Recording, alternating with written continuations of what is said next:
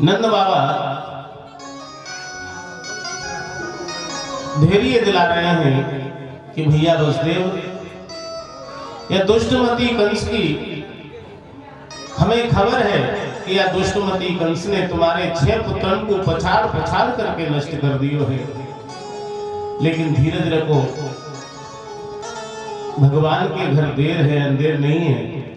निश्चित रूप से यह कंस को शीघ्र ही भगवान विनाश करेंगे, आगे पाप को अंत निश्चित ही आवेगो। धीरज रखो भैया वसुदेव, मन छोटो मत करो। अरे तुम सब ब्रजवासियों की कृपा और आशीर्वाद से, भगवान नारायण की कृपा से हमारे यहाँ भी लाला भयो है। और देखो भैया वसुदेव, बा लाला को आप अपनो ही निज लाला मानियो। हाँ, मेरो है सो तुम्हारो है, तुम्हारो है सो मेरो है। वसुदेव जी तो समझ रहे हैं कि आपके यहाँ जो लाला है वो हमारो ही तो है, लेकिन नंद बाबा नहीं समझ पा रहे हैं बात। सहज भाव में कहते हैं जो हमारा है सो आपका है, ऐसे ही धैर्य रखे। जो हमारो है, जो मेरो लाला है का है, वसुदेव जी बा लाला को आप अपनो ही लाला मानो। कि हाँ भैया बात तो सही कह रहे हो, तुम्हारो है सो मेरो है, मेरो है सो तुम्हारो है, कहा भेद है। वसुदेव जी ने कही कि शीघ्र ही भैया नंद, तुम ब्रज को लौट जाओ, गोकुल को लौट जाओ। क्यों? क्योंकि ये दुष्टमती कंस है, कहीं ऐसा ना होए कि तुम्हारे लाला को कोई कष्ट पहुंचाए। कि ना अब कैसे चल जाऊंगा? अरे मथुरा शहर में आया हूं तो लाला के लिए पालनो बनवाऊंगो, लाला के लिए खेलवे को खिलौना लेके जाऊंगो। कि ये सब बाद में है जाएंगे, लेकिन पहले तो शीघ्रता से जाओ और जाकर के लाला की रक्षा सुरक्षा करो। कहीं ऐसा ना होए कि ये दुष्टमती कंस तुम्हारे लाला को कोई कष्ट पहुंचाए। और सज्जनों, जब यह दुष्टमती कंस ने, कल की कथा हमने यहां श्रवण किया,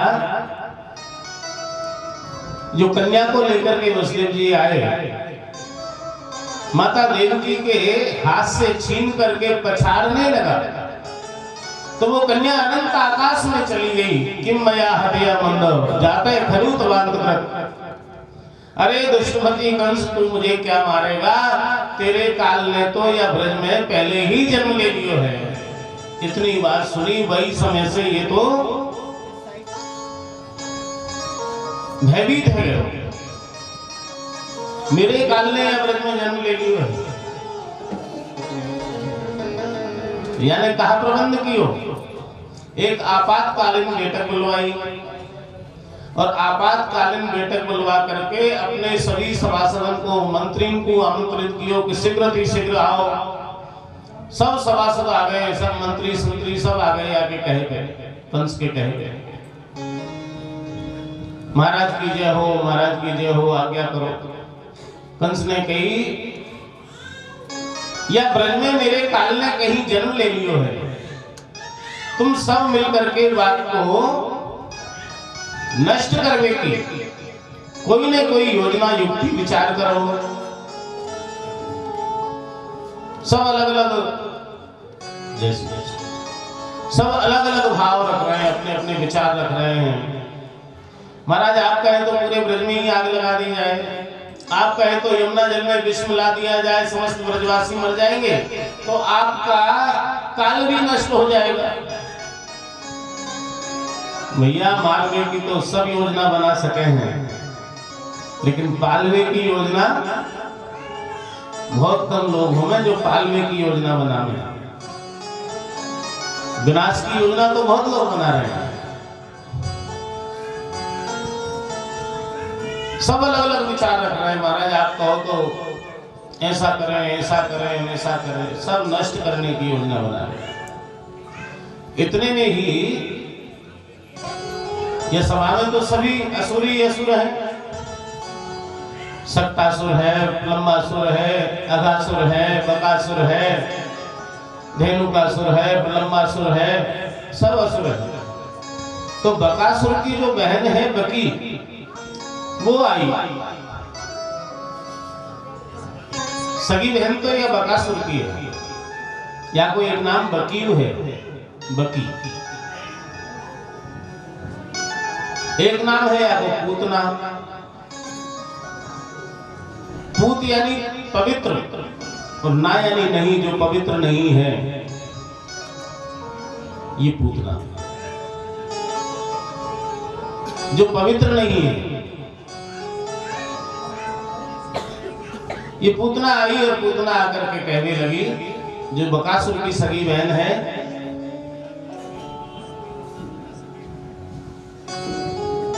कि महाराज ये आपातकालीन बैठक काहे को बुलाई?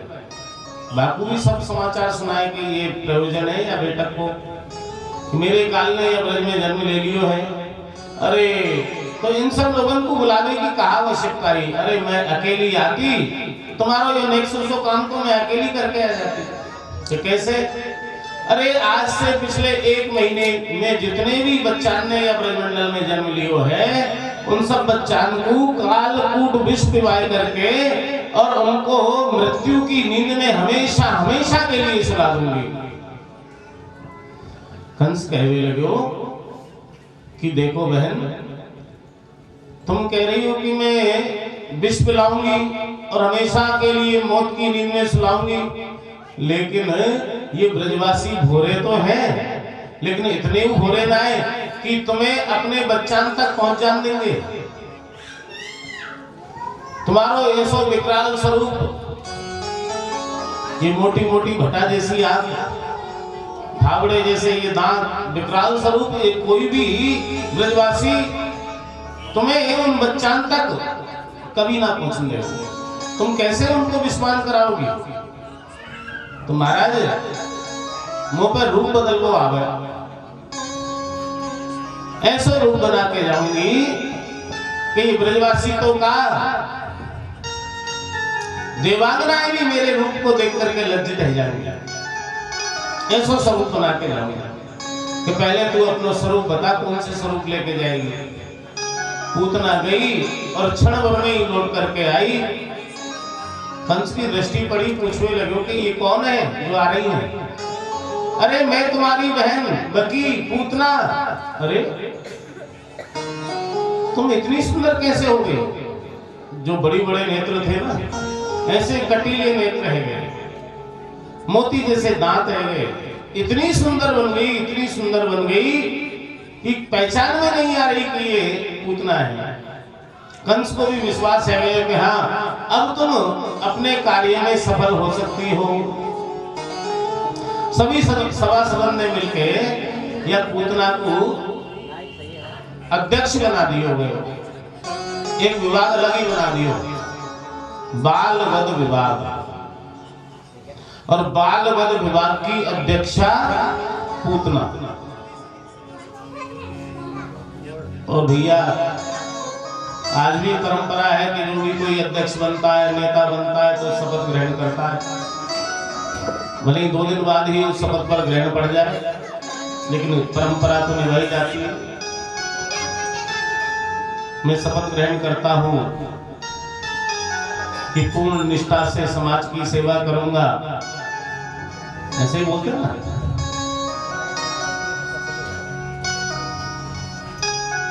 और 2 दिन बाद ही क्या होता है, उस शपथ पर ही ग्रहण पड़ जाता है। लेकिन परंपरा तो निभाई जाती है शपथ ग्रहण समारोह की। तो यहाँ पूतना को भी शपथ ग्रहण समारोह रहे हुए कंस की सभा में।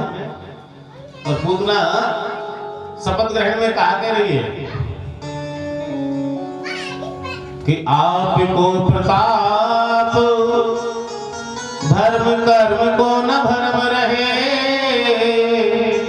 भरम रहे पर अधर्म भूत ना रहे। और महाराज रहे ना योगी सन्यासी, वहे दहे बान प्रस्तुत, शस्त्र पात धूत कहूँ अब धूत ना रहे। गिरधर दास मुनि वेद वार नाही रहे और वेद और पुराण को पढ़ैया सूत ना रहे। द्विज पूत ना रहे द्विज पूत ना रहे कि ब्रज पूत ना रहे कि ब्रज पूत ना रहे। ये शपथ ग्रहण समारोह हुआ। ये शपथ ग्रहण समारोह में महाराज कंस आपके प्रताप से, हाँ आपकी कृपा और आशीर्वाद से, आप तो बच्चों की बात कर रहे हो, लेकिन मैं शपथ ले रही हूं कि कोई भी धर्मात्मा पुरुष इस ब्रजमंडल में जीवित नहीं रहेगा मेरे होते हुए। रहे ना योगी सन्यासी वहे रहे वानप्रस्थ। कोई सन्यासी नहीं बचेगा, कोई योगी नहीं बचेगा, कोई महात्मा नहीं बचेगा, कोई संत नहीं बचेगा, कोई भजन करने वाला नहीं बचेगा इस ब्रजमंडल में। आप तो बच्चों की बात कर रहे हो और मैं शपथ ले रही हूं कोई अवधूत नहीं बचेगा और वेद और पुराण को पढ़ैया सूत ना रहे।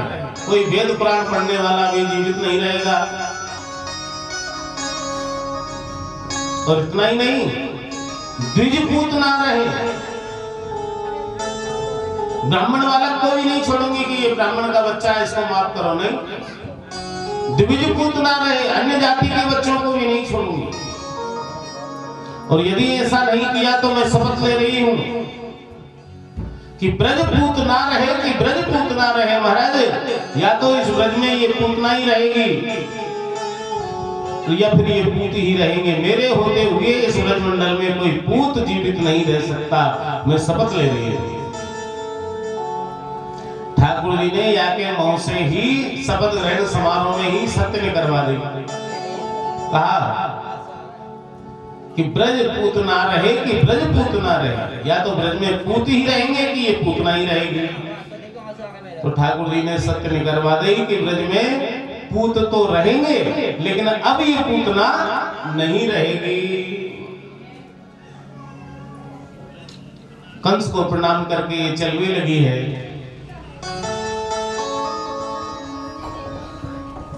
और जैसे ही गोकुल में प्रवेश करने लगी, ब्रजवासियों ने ऐसा स्वरूप कभी देखो नहीं। इतनी सुंदर बन के गई, पहचान में नहीं आ रही ये कौन है। ब्रजवासी आपस में चर्चा कर रहे हैं, देखो भैया ये कौन है। अरे बाबा तू जानेगा? ना भैया मैंने तो ना देखी। तू जाने? ना मैंने ना देखी कभी। ब्रजवासी कह रहे कि भैया होए ना होए ये काई देश की रानी होए। हाँ, बड़े बड़े लोगों के बड़े बड़े रिश्तेदार होए तो ये काई देश की रानी है। नंद बाबा अपने आप पहचान जाएंगे, नंद रानी पहचान जाएंगे। तरह तरह की चर्चा कर रहे हैं ब्रजवासी। अरे कोई भी हो भैया लेकिन मार्ग दो, इतनी भीड़ है, बामे भी रास्ता बन गए हो या के लिए पूतना के लिए। और कोई ग्वालिया हटे ना है, अकड़ जाए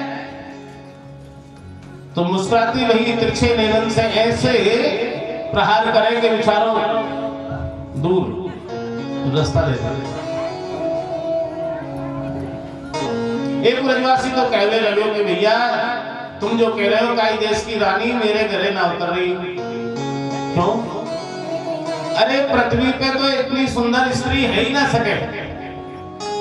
मुझे तो ऐसा लग रहा है कि हमारे नंद जी के लाला के दर्शन करवे को काई देवांगना आई है, देवता की घरवाली आई है। ऐसे क्यों भैया? एक ब्रजवासी कह रहे हो कि ना ये देवता की घरवाली ना है, तो फिर तू बता तेरे का विचार है। मोह तो कछु और लग रहे हो, का लग रहे हो तो तू बता अपने मन की बात। अरे भैया मेरे मन में तो एक भाव आ रहे है जैसे कि हमारे नंद जी के जो लाला है का है वो साधारण नहीं है। साक्षात नारायण ही नंद जी के लाला बन के आए हैं। जैसे नारायण ही नंद जी के लाला बन के आए। तो बेचारी लक्ष्मी अकेली कहा करती वैकुंठ में, होए ना होए ये लक्ष्मी होए। ऐसे तरह तरह की चर्चा कर रहे हैं। लेकिन भैया कोई भी होए, काय को दिमाग लगा रहे हो, अपने आप नंदरानी और नंद बाबा समझ लेंगे, तुम तो रास्ता दो। पर इतनी बात जरूर है, ये कोई आम नहीं है, ये खास है। कोई दरवाजे पे पहुंच गई और आवाज लगाने लगी, यशोदा, ओ यशोदा। कपट को ही तो रूप बना के आई और कपट की ही वाणी बोल रही है, यशोदा, ओ यशोदा। और मैया लाला को पालने में स्वाभाविक को कार्य कर रही है कि लाला को नींद आ जाए। लोरी गा के सुना रही है कि लाला को नींद आ जाए, बस ऐसा प्रयास कर रही है मैया। और जैसे ही लाला की आंख बंद होए, ये दरवाजे पे हल्ला मचा दे, यशोदा, ओ यशोदा। फिर लाला की आंख खुल जाए। मैया थपकी लगा रही है, थपकी लगा के सुला रही है, लोरी गा के सुला रही है, लाला को कैसे करके नींद लग जाए। छगन मगन मेरे लाल को आजा रे निया, आजा छगन मगन मेरे लाल को आजा रे निया, छगन मगन मेरे लाल को आजा रे निया, आजा छगन मगन मेरे लाल को आजा रे निया, चल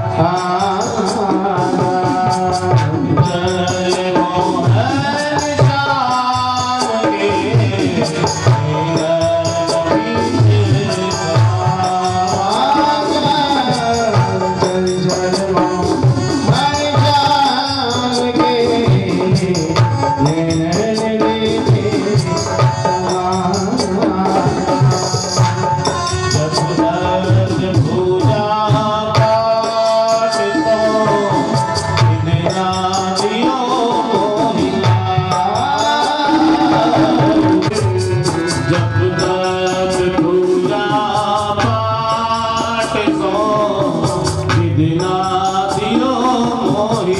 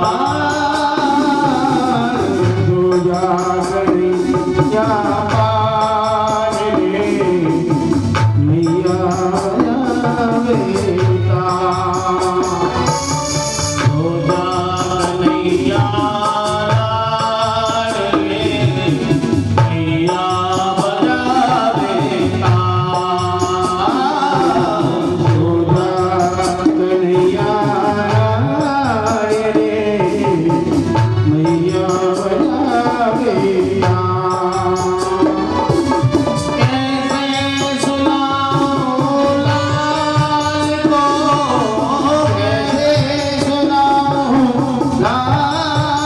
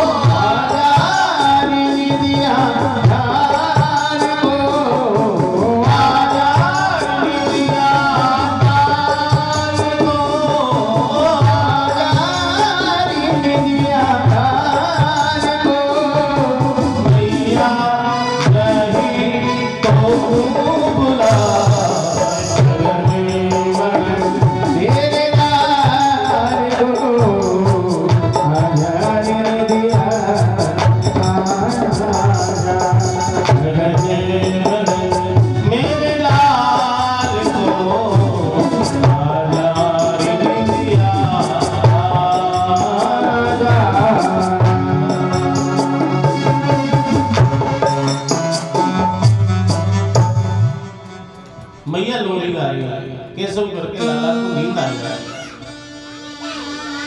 और ये दरवाजे पे हल्ला कर रही है, यशोदा ओ यशोदा। मैया ने विचार करी कि पहले दरवाजे पे जाके देखूं कि ये कौन हल्ला कर रही है। लाला को बाद में सुबह दरवाजे पे जैसे ही पहुंची तो मैया तो देखती ही रह गई। याकूब मैंने कभी देखो ना ये कौन है, कहां से आई, टकटकी लगा के देखने लगी।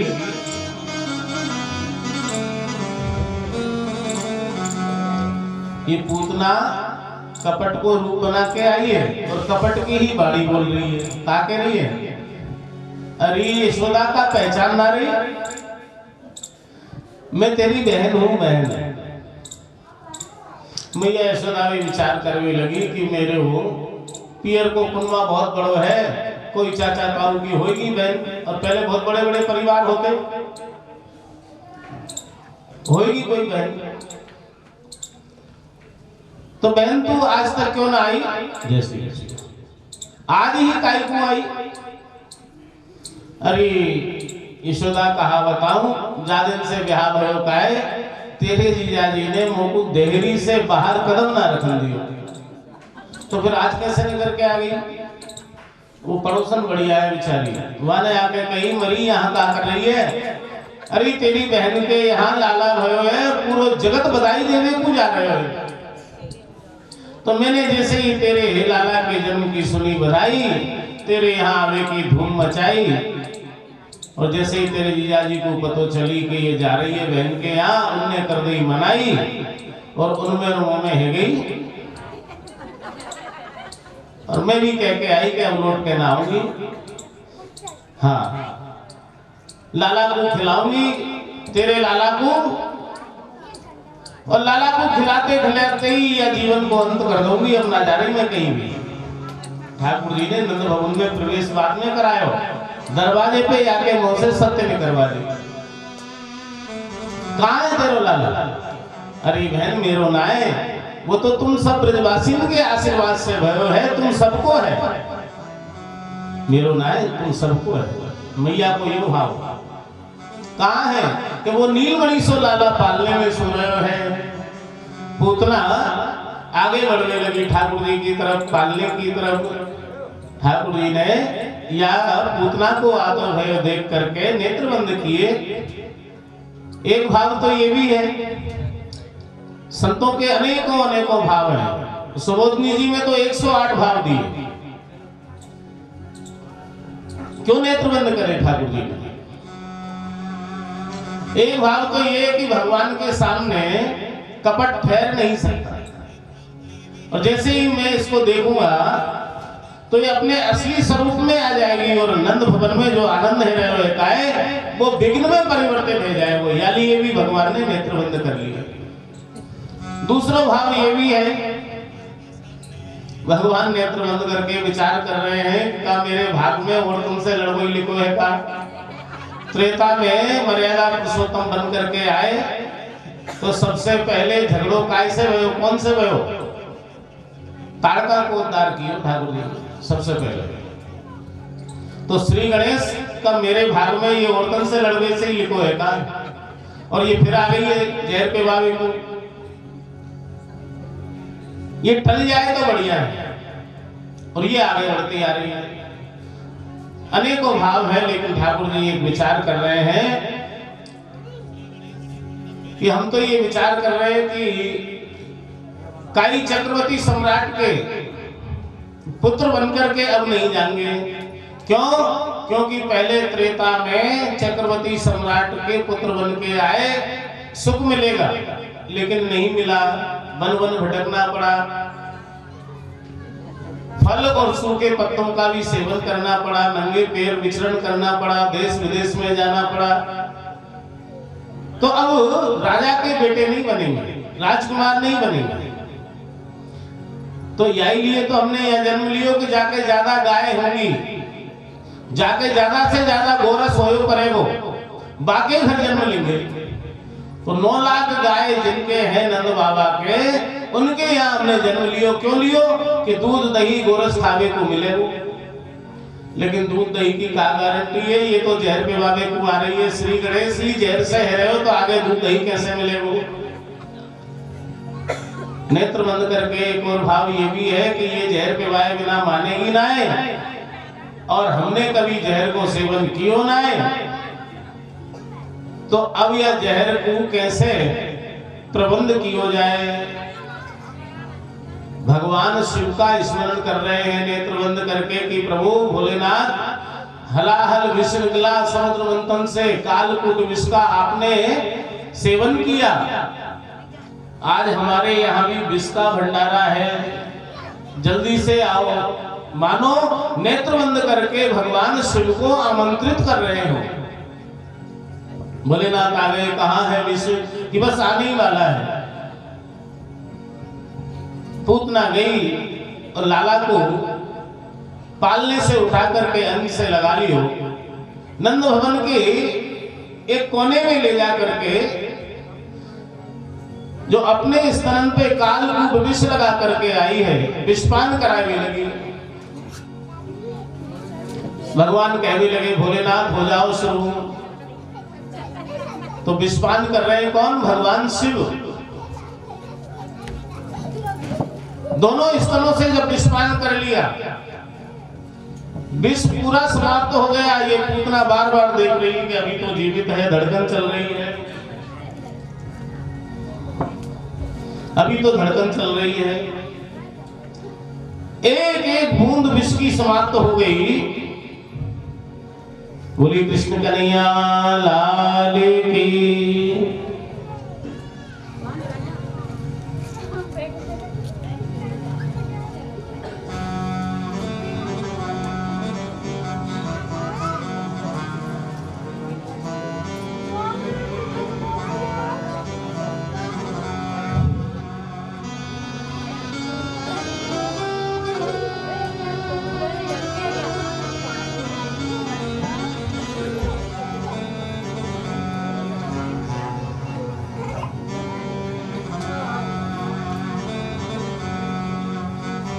बोली कृष्ण कन्हैया लाल की। दोनों स्तनों से जब विष समाप्त हो गया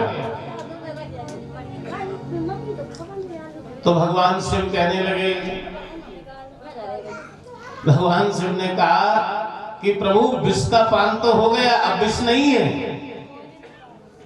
मुंह थोड़ा कड़वा कड़वा सा हो गया है विषपान करने से, अगर आज्ञा करें तो थोड़ा पेय पान भी कर ले, दूध भी पिए। कि नहीं नहीं नहीं, दूध के चक्कर में तो हमने ही जन्म लिया है, दूध दही के चक्कर में तो हम ही फंसे हैं यहाँ। अब आगे की लीला हम कर लेंगे, अगर विषपान हो गया तो आप जाइए। भोलेनाथ को विदा किया और अब पूतना का पेय पान कर रहे हैं श्री ठाकुर जी। और दोनों स्तनों से जब पेय पान भी कर लिया, पेय भी समाप्त हो गया, तो अब पूतना के प्राणों का पान कर रहे हैं। जब यह पूतना के प्राण खिंचने लगे हैं तो ये चिल्लाने लगी और चिल्ला करके कहा कह रही है, ये मोय छोड़ छोड़। सुखदेव जी कहते हैं, परीक्षित, पूतना जोर से चिल्लाती हुई कह रही है, सामुंच मुंचाल मिति प्रवासिनी निष्पीड्यमाना खिल जीव मर्मणि विव्रत नेत्रे चरणो भुजो मुहुः प्रसवित्र गात्रा क्षिपतिरोधः। मुंच कहते हैं सजनों छोड़ने को, ये कह रही छोड़ छोड़। और भगवान की उम्र कितनी है आज, जब पूतना का उद्धार कर रहे हैं तो अष्टमी को जन्म हुआ भगवान का। भादो रेन महा अंधियारी तिथि अष्टमी होग द्वारी। भादो का महीना कृष्ण पक्ष अष्टमी तिथि की रात्रि बुधवार और रोहिणी नक्षत्र अष्टमी को, और ये पूतना आई 14 को। उम्र कितनी है भगवान की? 6 दिन की उम्र है अभी। अष्टमी को जन्म हुआ और 14 को ये घटना हो रही है। अभी उम्र कितनी है ठाकुर जी की? 6 दिन की। और 6 दिन का बालक बोल सकता है क्या? नहीं बोल सकता। लेकिन ये लीला पुरुषोत्तम है भैया। 6 दिन तो बाद में हुए। कल की कथा में हमने सुना ना, जब देवताओं ने पवन देव से प्रार्थना की कि प्रभु का नर्तन में दर्शन नहीं हो पा रहा है, माता देवकी ने मुंह पर भी वस्त्र लपेट दिया। तो पवन देव से प्रार्थना की देवताओं ने कि इतनी तीव्र गति से चलो प्रभु कि ये मुखार बिंद पर जो पर्दा डला है ये हट जाए। जब तेज हवा चलने लगी, वसुदेव जी के पैर उभरने लगे, तो भगवान ने जन्म लेते ही लीला क्या की? अपने मुख से पर्दा हटा दिया।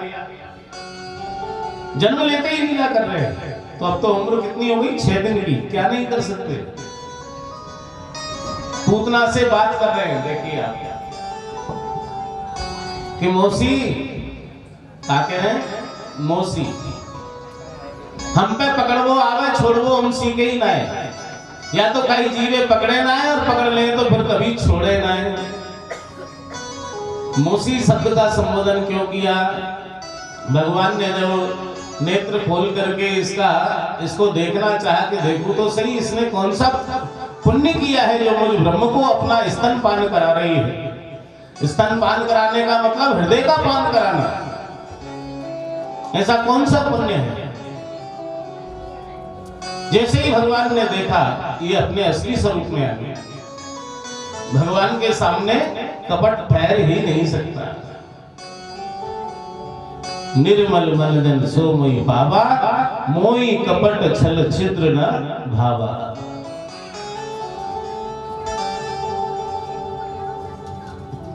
मौसी हम पे पकड़वो आवे छोड़वो हम सीखे ही नहीं। और मौसी क्यों कहा? एक तो ये कहां से आई है? मथुरा से। और माता देवकी का पियर कहां है? मथुरा। और माँ के पियर की जितनी भी बहन बेटियां हैं वो कौन हो गई? मौसी। तो सुनाते से मौसी। और दूसरा भाव ये है कि मासी किसको कहते हैं? जो माँ जैसी हो उसको मौसी कहते हैं। मासी का ही अपभ्रंश होकर के मौसी हुआ। और माँ क्या करती है? माँ जो करती है वही मौसी कर रही है। माँ स्तनपान कराती है और ये भी मुझे स्तनपान करा रही है, तो माँ जैसी है इसलिए मौसी है। ये मथुरा की ओर भागने लगी लाला को लेकर के। और मथुरा के मार्ग में विकराल पहाड़ जैसी जब यागी प्राण ज्योति भगवान ने के चरणन में विलीन भई, धराम से गिरी मरी पड़ी और भगवान के चरणन में यागी प्राण ज्योति विलीन भई। पूरे ब्रजमंडल में शोर है गयो, यागी गिरने की आवाज हुई। सभी अपने अपने बच्चान को संभालने लगे। हाँ, सभी बहनें ब्रज की गोपियां अपने अपने बच्चान को संभालने लगी। 1 2 3 4 15 16 17 18 19 हमारे तो पूरे हैं। एक गोपी गिन रही के 1 2 3 4 21 22 23। हाँ, 2 दर्जन में एक ही तो कम है हमारे। हाँ, हमारे भी पूरे हैं। पहले ऐसे ही होते भैया। ये तो आज परंपरा चली है। पहले 1.5 दर्जन बहन भाई, फिर 1 दर्जन बहन भाई, फिर 8 बहन भाई का जमाना आया, 6 का आया, फिर 4 का आया, फिर हम 2 हमारे 2। और अब जो वर्तमान समय चल रहा है वो हम 2 हमारे 2 वाला भी पुराना हो गया वो समय भी। अब हम 2 और हमारे 1 वाला समय चल रहा है अब वर्तमान में। और भैया अगर यही सोच हमारी बनी रही तो विचार करना, मामा जी कहां से आएंगे, बहन जी कहां से आएंगी राखी बांधने को। मौसी कहाँ से आएंगी, बुआ जी कहाँ से आएंगी, फूफा जी कहाँ से आएंगे, काका जी कहाँ से आएंगे, देरानी जेठानी कहाँ से आएंगी? आसमान से टपकेंगे क्या ये? एक ही है। तो इसलिए भैया थोड़ा विचार करना, हम धीरे धीरे धीरे धीरे करके हमारी जो सोच है संकुचित सोच हो गई है और हम बिल्कुल कम होते जा रहे हैं।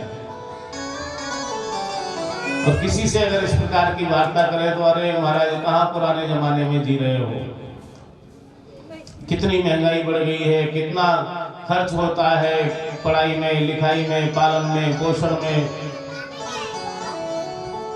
तो इसका मतलब आप कर रहे हो क्या? करने वाले तो ठाकुर जी है ना। उनको लगेगा कि जनसंख्या ज्यादा बढ़ गई है तो कभी भी सुनामी आ जाएगी, 1,00,000 2 लाख कम करना, एक साथ कर देंगे। कभी भूकंप आ गया, 1,00,000 2 लाख एक साथ कम कर देंगे। वो किसी भी नाम से कुछ भी करके अपना नियंत्रण बना लेंगे।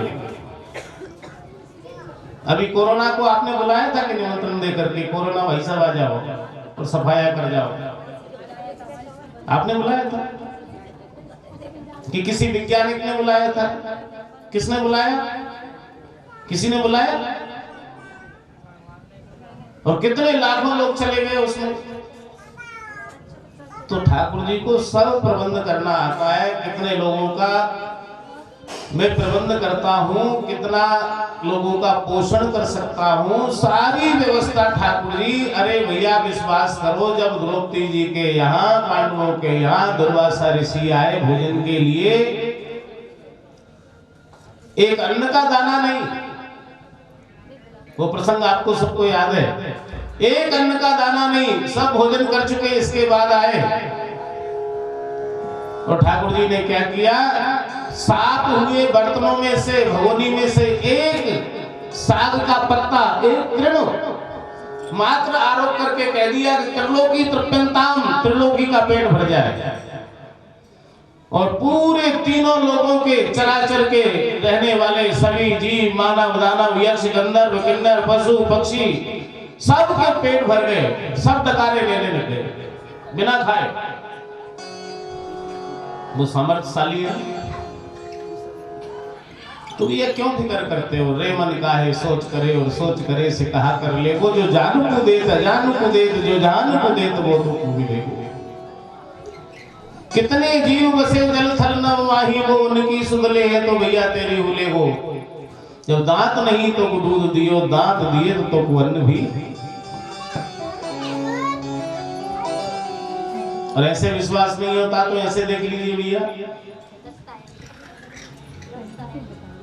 पहले घरों में इतना आटा लगाया जाता था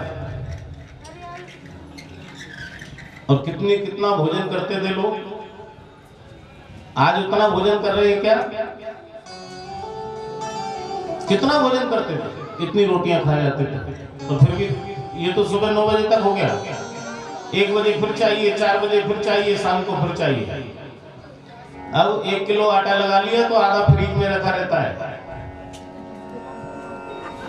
यानी हमारी आहार की जो पाचन शक्ति है, हमारा आहार है, वो भी कम हो गया। किसने किया? आपने किया कि हमने किया कि किसी डॉक्टर ने कि वैज्ञानिक ने किया? किसने किया? ठाकुर जी ने किया ना।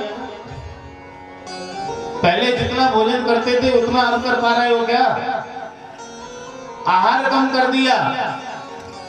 और देखिए, विश्वास करना ठाकुर जी के ऊपर कि पहले 1 बीघा जमीन में कितना अन्न होता था और आज कितना हो रहा है। पहले से ज्यादा हो रहा है। पहले जो अन्न की उपज थी 1 बीघा में, वो आज उससे कम हुई है कि ज्यादा हुई है? कई गुना बढ़ी है। उपज तो बढ़ गई है और आहार हमारा हो गया है कम।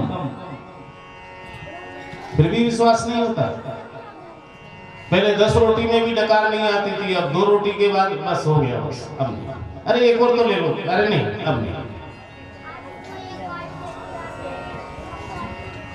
फिर भी हम फिक्र कर रहे हैं। और मान लो एक ही है और कहीं उसको बुखार आ गया, नमोनिया हो गया, तो किसके कंधे पे सर रख करके रोगे? तो भैया जो गलती कर चुके हैं वो कर चुके हैं, कोई बात नहीं, लेकिन आगे संभलने की आवश्यकता है, इस विषय पर भी विचार करने की आवश्यकता है। ठाकुर जी सबका लालन पालन पोषण करते हैं। गीता में भगवान ने कहा है, अनन्य चिंतयन्तो मां ये जना पर्युपास्ते तेषां नित्याभियुक्तानां योगक्षेमं वहाम्यहम्। भगवान करेंगे लालन पालन पोषण। और अगर यही व्यवस्था बनी रही, यही सोच यदि हमारी बनी रही, तो भैया क्या होगा?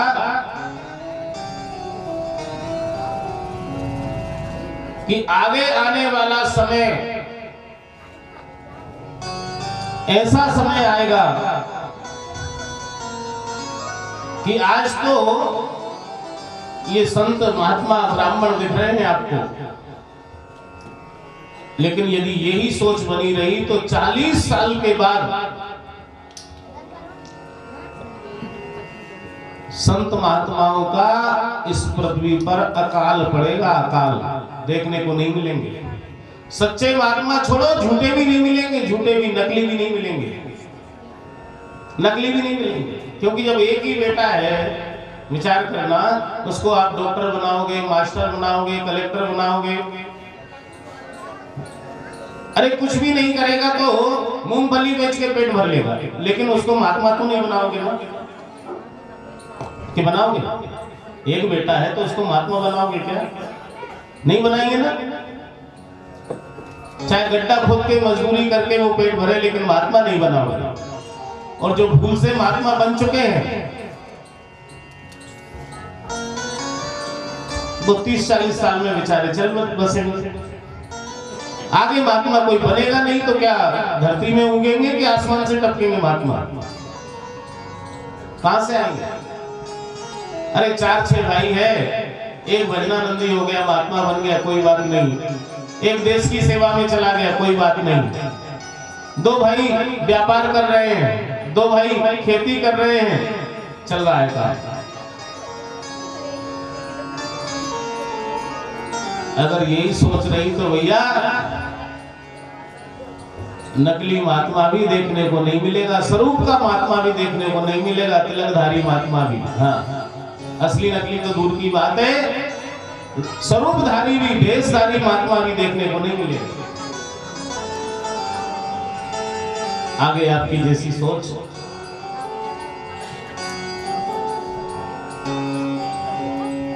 पूतना गिरी मरी पड़ी, उसकी प्राण ज्योति भगवान के चरणों में विलीन हुई। समस्त ब्रजवासियों को उसके गिरने के शोर की आवाज सुनाई दी। मैया यशोदा पूछ रही, मेरा लाला कहाँ है? अरे बहन, तेने देखो हो तो बता, तेने देखो हो तो बता। कि ना मैया, हमने ना देखो। एक गोपी कहने लगी, अरे अभी अभी जो तुम्हारी बहन जी आई है ना, उनकी गोद में देखो मैंने। अब बहन जी हो तो मिले, कहाँ से मिलेंगी? गई बहन जी तो न जानो एक मुकाम पे लगी।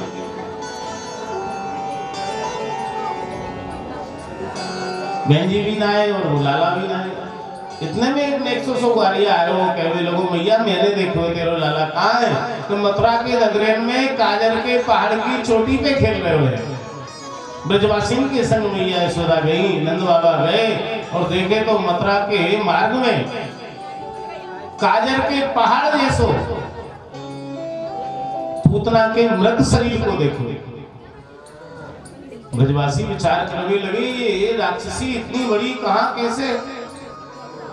और वाकई स्थान पे श्री ठाकुर जी लीला कर रहे हैं, लीला कर रहे हैं।